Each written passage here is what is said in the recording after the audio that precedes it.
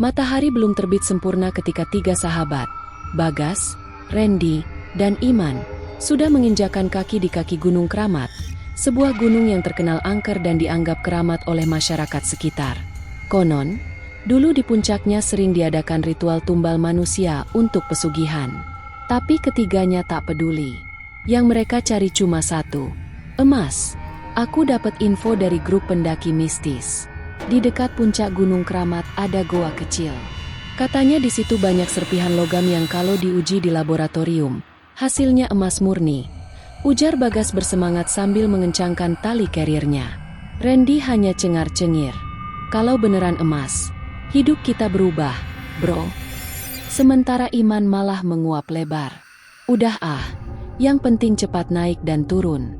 Kalau bisa sebelum malam. Pendakian dimulai dari jalur yang jarang dilewati orang.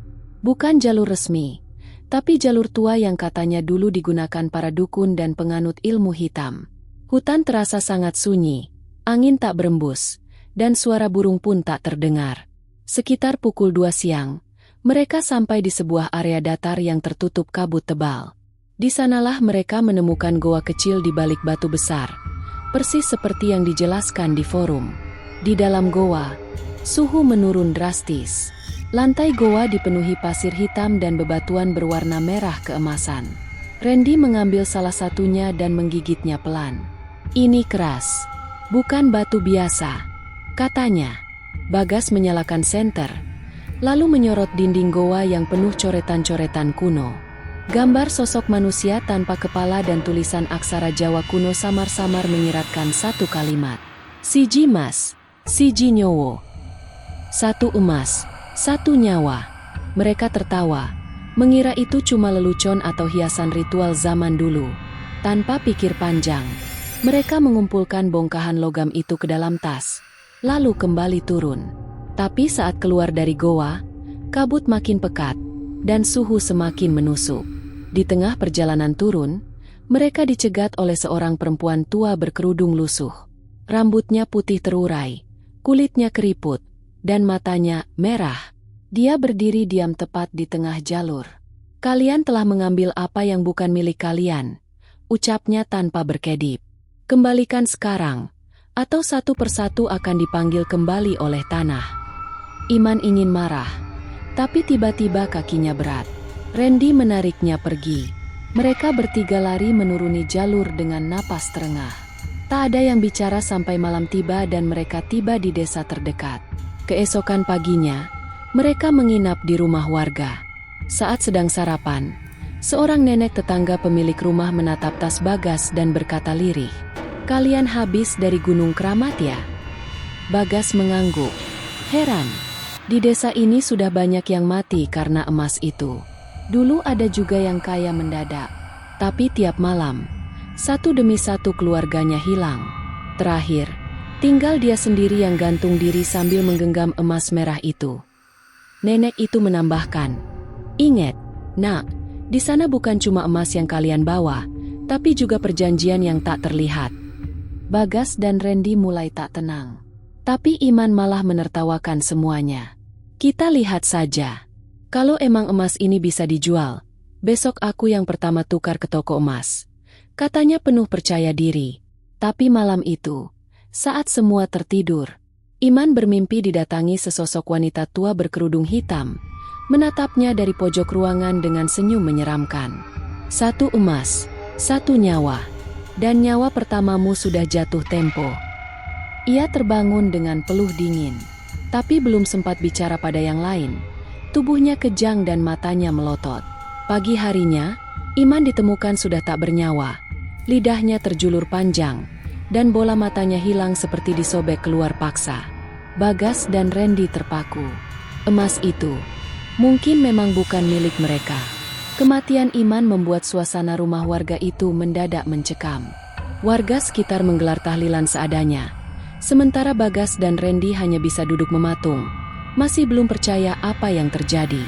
Tubuh Iman dikuburkan di pemakaman desa, dengan kondisi jenazah yang mengundang pertanyaan. Bola mata hilang, lidah putus, dan jari-jarinya kaku mencengkeram tanah. Namun begitu acara selesai dan malam datang, Randy tetap bersikeras. Gila atau enggak, emas ini tetap emas. Lo mau miskin terus? Ujar Randy sambil membuka tasnya dan mengambil bongkahan emas merah itu. Bagas masih diam. Tapi Randy langsung melesat ke kota sore itu juga, berbekal satu batu emas yang dibungkus kain putih. 1 hari kemudian, Randy kembali. Senyumnya lebar. Tangannya menggenggam segepok uang tunai. Laku, gas, 18 juta. Dan katanya masih bisa lebih mahal kalau dilebur. Bagas hanya menatap tanpa kata. Di dadanya, ada perasaan tak enak yang belum bisa ia jelaskan. Malam itu, saat Bagas tertidur di rumah kontrakan Randy, ia bermimpi aneh. Ia berada di puncak Gunung Keramat, sendirian. Langit merah darah. Dari balik kabut, sosok wanita tua muncul. Wajahnya pecah seperti tanah kering. Ia bicara tanpa suara, tapi Bagas bisa mendengar langsung dalam kepalanya. 1 sudah kuambil, sisanya menyusul. Jika tak kembalikan, yang kau cintai pun ikut hilang. Bagas terbangun dengan napas memburu. Tapi suara tangisan memecah keheningan malam. Tangisan anak kecil. Padahal rumah Randy tak punya anak. Ia berjalan pelan ke ruang tamu, dan mendapati bekas jejak kaki basah mengarah ke dapur. Keesokan paginya, Bu Sukma, tetua desa yang dulu memperingatkan mereka, datang ke kontrakan. Kalian belum terlambat kalau mau mengembalikan semua, katanya sambil menatap tajam. Batu itu bukan emas biasa. Itu serpihan tubuh dari makhluk gaib penunggu Gunung Keramat. Setiap yang mengambilnya telah menandatangani perjanjian. Tapi bukan dengan tangan, melainkan dengan jiwa. Randy kesal. Ibu ini siapa sih? Tahu apa soal emas? Bu Sukma menatap Randy dalam-dalam, lalu berkata pelan. Aku dulu pernah ikut rombongan pendaki juga. Suamiku adalah salah satu yang mengambil emas itu. Seminggu kemudian, anak pertamaku hilang. Lalu suamiku mati dengan kepala terbalik. Dan emas itu tetap ada di rumah kami, tak pernah habis. Karena emas itu bukan rejeki, tapi kutukan. Malam berikutnya, Bagas kembali mimpi buruk. Kali ini lebih nyata. Ia melihat tubuh Iman sedang merangkak dari dalam liang kubur. Wajahnya rusak, matanya bolong, dan darah menetes dari lidahnya yang hilang. Ia berkata lirih, bukan cuma nyawaku, Gas, semua akan ditagih. Kau akan lihat sendiri. Bagas terbangun dan muntah darah di sudut kamar. Hidungnya mengucurkan cairan hitam pekat seperti tinta. Dan benar saja, hari ketiga setelah kematian Iman, terjadi musibah besar di kota. Sebuah kecelakaan truk tangki menghantam minimarket tempat adik Randy bekerja. Korban luka-luka banyak, tapi hanya satu yang tewas, adik Randy. Padahal ia baru bekerja 2 hari. Randy hancur, tapi Bagas mulai menyadari sesuatu.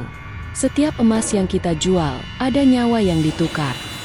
Ia menatap Randy. Kita harus kembalikan. Sekarang.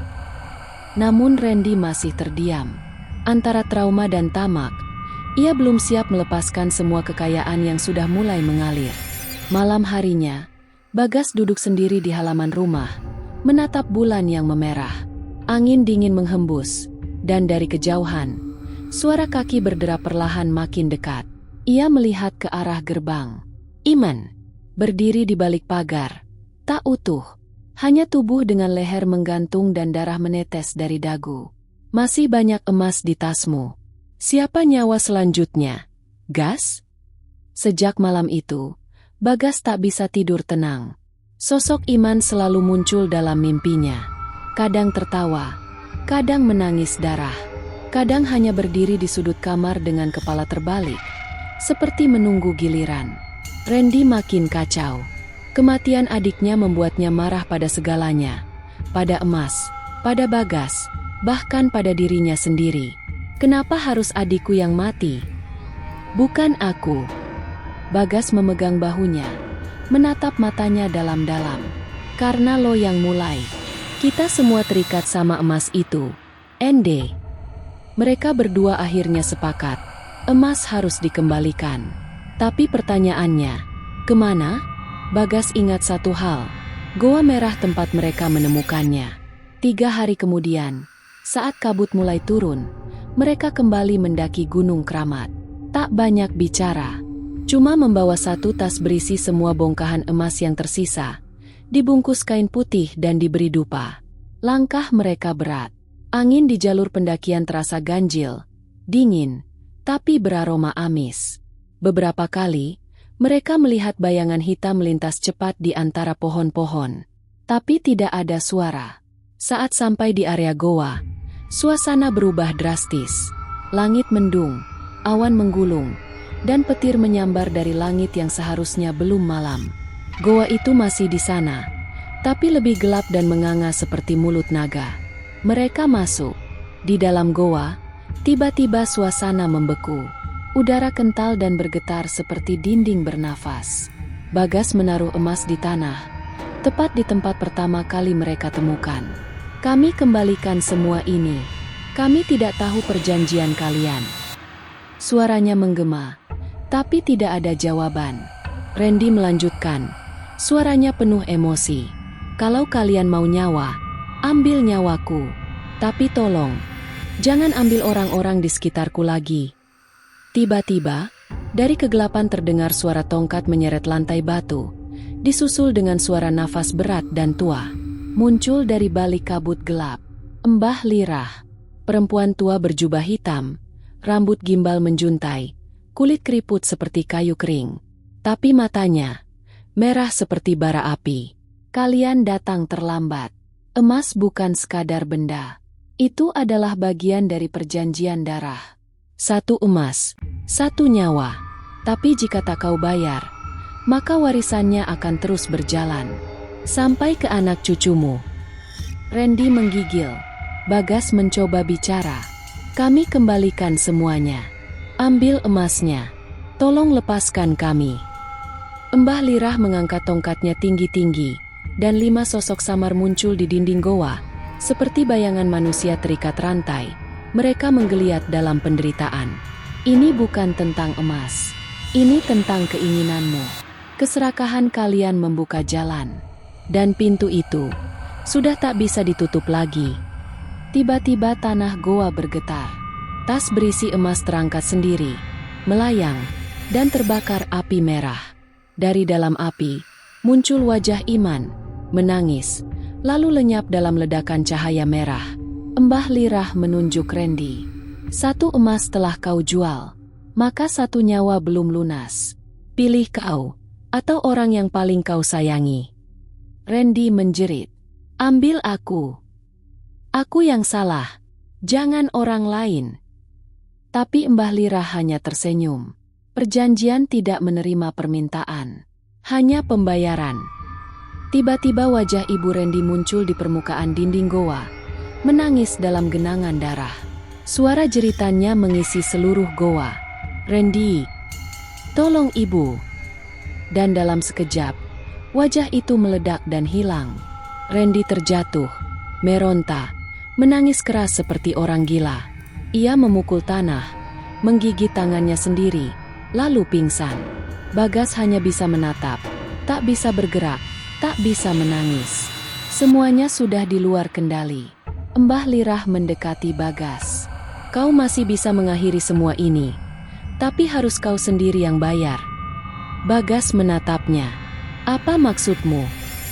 Naik ke puncak. Di sana, tanda tanganmu akan disempurnakan dengan darahmu sendiri.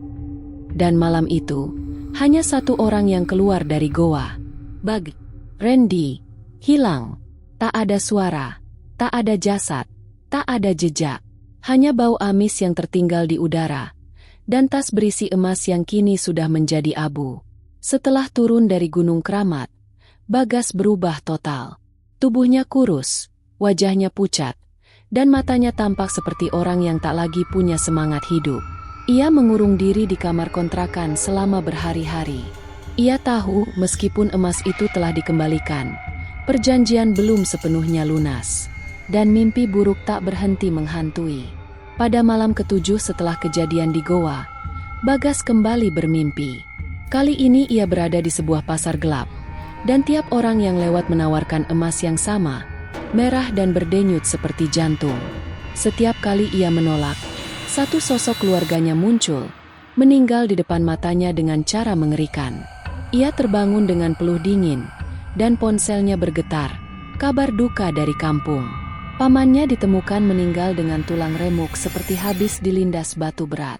Di tangannya ada sebutir emas merah. Bagas mulai sadar. Emas itu menyebar. Mungkin tanpa sengaja terbawa, atau mungkin ditanam oleh kekuatan gaib untuk terus menagih perjanjian. Ia pergi ke rumah Bu Sukma, tetua desa yang dulu memperingatkan mereka. "Bu, kenapa emas itu masih menuntut? Padahal saya sudah kembalikan." Bu Sukma menatapnya pilu. "Kau sudah masuk dalam lingkaran.